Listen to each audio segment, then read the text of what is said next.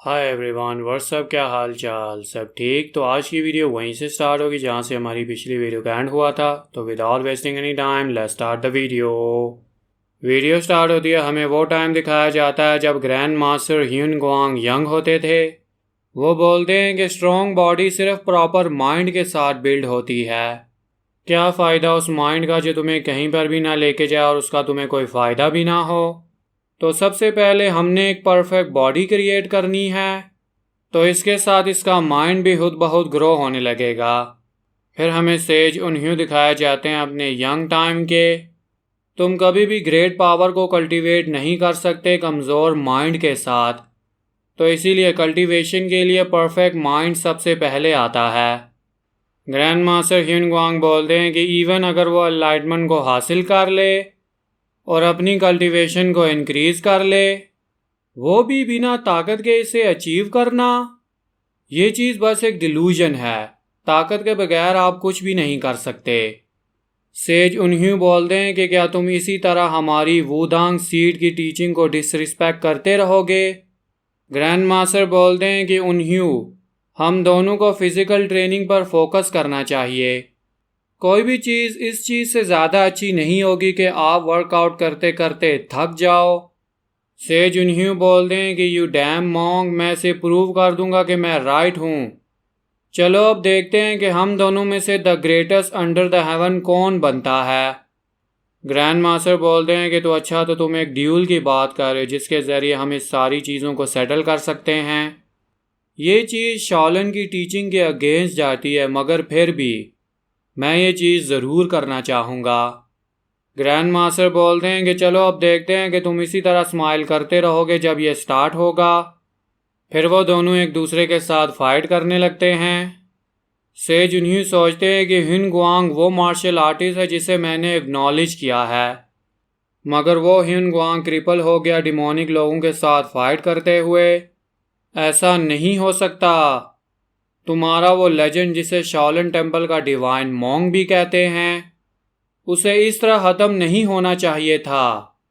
तुम एक वर्दी मैन हो जो मेरे साथ compete करने के लिए क्वालिफाइड हो, और वो भी the title of the greatest under the haven के लिए। सेज उन्हें का डिसाइपल बोलता है कि मैंने रूमर सुना है कि ह्यून गुआंग जिसे शाओलिन का डिवाइन मॉन्ग भी कहते हैं, वो रिकवर हो गया है। सेज उन्हें सोचते हैं कि दैट्स राइट, ऐसा नहीं हो सकता कि ये तुम्हारा एंड हो। यस, इस टाइम मैं फाइनली उसको सेटल कर ही दूंगा। वो ड्यूल के बारे में बात कर रहा है। फिर हमें ग्रैंड मास्टर ह्यून गुआंग और सेज उन्हें के बीच में फ़ाइट दिखाई जाती है। फिर हमें बताया जाता है कि सेज उन्हें एनर्जी मैनिपुलेटेड स्वॉर्ड यूज़ कर रहा है, और इसे ताइजी इनलाइटेंड स्वॉर्ड आर्ट भी बोलते हैं। फिर वो इस टेक्निक से ग्रैंड मास्टर की तरफ अटैक करने लगते हैं, और ग्रैंड मास्टर काफ़ी आसानी से उनके अटैक को डॉज करते हुए उनकी तरफ बढ़ने लगते हैं। फिर ग्रैंड मास्टर ह्यून गुआंग अपनी रोलाई divine harmonize hand strike use कर सेज उन्हें की तरफ अटैक करने लगते हैं। सेज उन्हें इस अटैक को काफ़ी आसानी से डॉज कर लेते हैं और फिर ग्रैंड मास्टर की तरफ अटैक करने के लिए बढ़ने लगते हैं। फिर वो अपनी इन्हेंस स्वॉर्ड एनर्जी को यूज़ करके ग्रैंड मास्टर की तरफ अटैक करने लगते हैं, और इस टेक्निक का नाम फोनेक्स स्ट्राइक होता है। और यह अटैक ग्रैंड मास्टर की तरफ बढ़ने लगता है, और ग्रैंड मास्टर कुछ भी नहीं करते और सिर्फ देखते रहते हैं। और फिर इस अटैक से बहुत बड़ा ब्लास्ट होता है। सेज उन्हें बोलते हैं कि डैम मॉन्ग, मैं देख ही नहीं पा रहा कि वो कितना स्ट्रॉन्ग है। ग्रैंड मास्टर बोलते हैं कि मैं सिर्फ एक ही चीज़ जानता हूँ कि जो मेरा हेड है उसने फाइनली मेरे हार्ट को रीच कर ही लिया।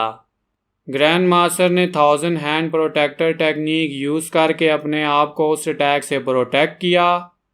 सेज उन्हें बोलते हैं कि तुम हमेशा से ऐसे ही थे, इरिटेटिंग, कुछ भी नहीं चेंज हुआ। ग्रैंड मास्टर बोलते हैं कि फैक्ट तो फैक्ट है, मैं इसे और कैसे बोलूं? तुम मुझसे पहले ही 5 दफ़ा हार चुके हो, और तुम फिर मुझे चैलेंज करने यहाँ पर आ गए। क्या ये चीज़ कुछ ज़्यादा स्ट्रेंज नहीं? फिर ग्रैंड मास्टर अपनी स्किल यूज़ करने लगते हैं। सेज उन्हें बोलते हैं कि तुम भी कुछ खास नहीं हो, और तुम कभी भी नंबर 1 नहीं रहे। चलो अब इसका एंड देखते हैं कि हम में से कौन जीतेगा। बाल्डी। ग्रैंड मास्टर बोलते हैं कि तुम हमेशा से ड्यूल्स को पसंद करते हो, उस टाइम और अभी भी। से जुनह्यू बोलते हैं कि अगर मैंने अपनी पूरी ताकत के साथ फाइट की तो मैं ही जीतूंगा।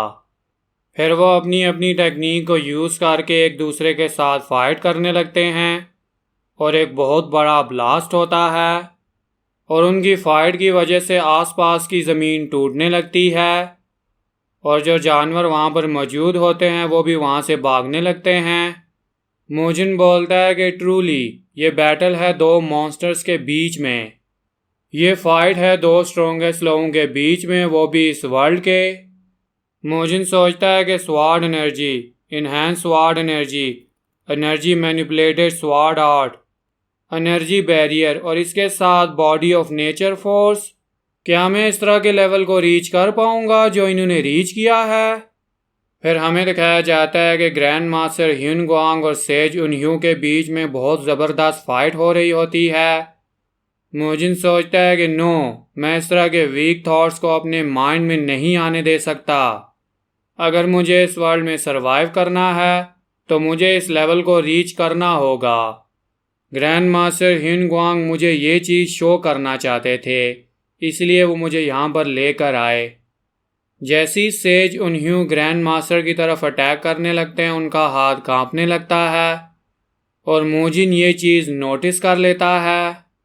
वो बोलता है कि वेट, क्या मैंने एक मूवमेंट के लिए उनका हाथ कांपते हुए देखा? और इनका जो एक्सप्रेशन है वो देखने में भी कुछ अच्छा नहीं लग रहा था। नो वे, क्या वो भी ग्रैंड मास्टर ह्यून गुआंग की तरह बीमार हैं? अचानक सेज उन्ह्यू के हाथ में बहुत ज़्यादा दर्द होने लगता है। मोजिन और ग्रैंड मास्टर ह्यून गुआंग ये चीज़ देखकर बिल्कुल हैरान हो जाते हैं।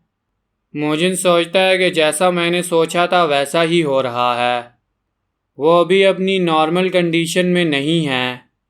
ग्रैंड मास्टर ह्यून गुआंग बोलते हैं कि तुमने इस कंडीशन में अपने आप को मैनेज कैसे किया और ये फ़ाइट कैसे की?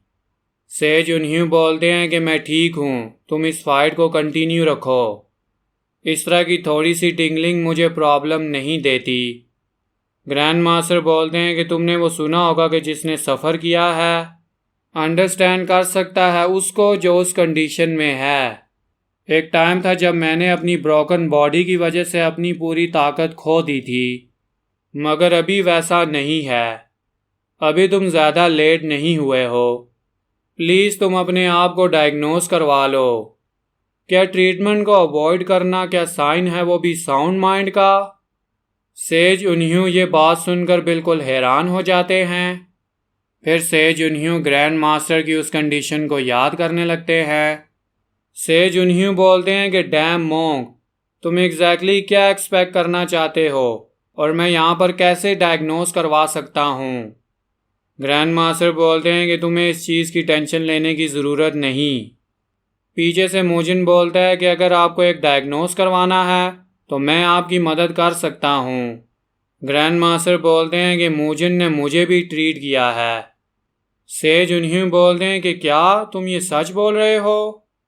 ग्रैंड मास्टर बोलते हैं कि मोजिन, क्या तुम इसकी बॉडी को एग्जामिन कर सकते हो? मोजिन सोचता है कि इवन के वो वन ऑफ द स्ट्रॉन्गेस्ट है इस वर्ल्ड में, इनका भी बॉडी स्ट्रक्चर बिल्कुल सेम होगा बाकी लोगों की तरह ना। अभी के लिए ग्रैंड मास्टर ह्यून गुआंग और सेज उन्ह्यू के बीच में जो फाइट हो रही थी वो थोड़ी देर के लिए रुक चुकी है। मोजिन बोलता है कि तो अच्छा, तो आप बोल रहे हैं कि आपके हाथों में नमनेस हो रही है और आपकी फिंगर टिप्स में डलनेस है और इसके साथ साथ आपको पेन भी हो रहा है।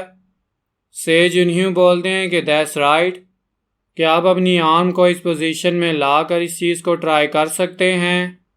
फिर आपने इस पोजीशन को मेंटेन रखना है थोड़े टाइम के लिए। जैसे ही सेज उन्ह्यू ट्राई करने लगते हैं उन्हें दर्द होने लगता है। मोजिन बोलता है कि जैसा मैंने एक्सपेक्ट किया था वैसा ही हो रहा है, ये कार्पल ट्यूनल सिंड्रोम है। स्वॉर्ड को बहुत ज़्यादा यूज़ करने की वजह से यही लगता है कि जो स्ट्रेस यहाँ पर जमा हो रहा था वो फाइनली यहाँ से बाहर निकल रहा है। आप बहुत ज़्यादा एक्सट्रीम पेन बर्दाश्त कर रहे हैं। आपने मैनेज कैसे की अपनी स्वाट ट्रेनिंग, वो भी इस कंडीशन में? यह बीमारी उस वक्त होती है जब आपकी नसें बहुत ज़्यादा तंग होने लगती हैं। मोजिन बोलता है कि ये कोई ऐसी बीमारी नहीं है जिसे हम क्योर नहीं कर सकते, मगर जो इसकी रिकवरी है उसमें काफ़ी ज़्यादा टाइम लगता है। चलो अब सबसे पहले इमरजेंसी ट्रीटमेंट को स्टार्ट करते हैं। से जुनह्यू सोचते हैं कि ये लड़का तो काफ़ी कमाल का है। से जुनह्यू पुरानी बातों को सोचने लगता है। शाओलिन के डिवाइन मोंग ह्यून गुआंग रिकवर हो चुके हैं और ये भी रूमर है कि उनके ठीक होने की वजह एक ब्लेस मोंग है। से जुनह्यू सोचते हैं कि ये पक्का ब्लेस मोंग मोजिन है। से जुनह्यू ग्रैंड माँ से ह्यून गुआंग की तरफ देखकर कुछ सोचने लगते हैं। शाओलिन टेम्पल ने सब कुछ ट्राई किया उनको ठीक करने के लिए और इवेंचुअली वो गिव अप कर गए, मगर फिर भी इस लड़के को सक्सेस मिली और अगर ये लड़का ये ट्रीटमेंट करे तो मुझे लगता है कि मैं भी ठीक हो सकता हूँ। से जुनह्यू बोलते हैं कि मेरे ट्रीटमेंट के साथ क्या मैं तुमसे एक और फेवर कह सकता हूँ? इन रिटर्न मैं तुम्हारी एक रिक्वेस्ट को पूरा करूँगा और अगर ये चीज़ मेरी पावर के अंडर है तो ये चीज़ कुछ भी हो मैं इसे पूरा कर दूँगा।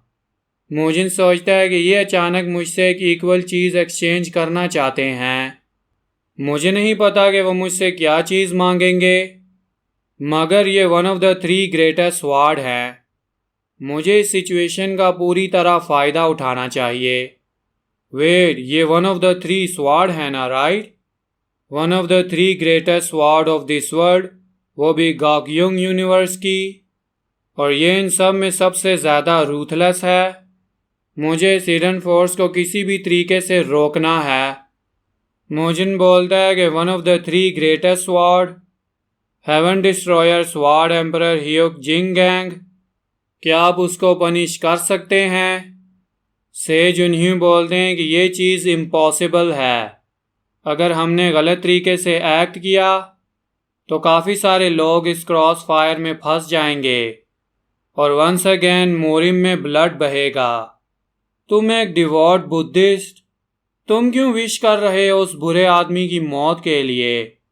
मोजिन सोचता है कि लगता है कि मुझे एक रीज़नेबल जस्टिफिकेशन देनी पड़ेगी। अचानक मोजिन को एक आइडिया आता है। वो बोलता है कि इसका जो सच है, ये वही बंदा है जिसने मेरी पूरी फैमिली को ख़त्म किया है। आज की वीडियो यहीं तक। नेक्स्ट वीडियो के लिए चैनल को ज़रूर सब्सक्राइब करें और वीडियो को ज़रूर लाइक करें।